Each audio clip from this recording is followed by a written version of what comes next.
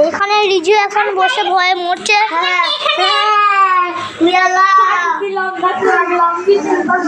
জিনিয়া এখন মালতী মাফি হয়েছে। জিনিয়া মালতী মাফি পাচ্ছে যায়।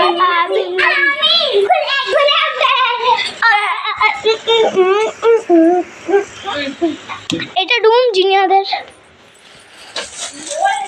আমার মন হলো সেই হ্যাপি বার্থডে গিফট। আচ্ছা এটা হ্যাপি বার্থডে গিফট। এর ভিতরে কি আছে?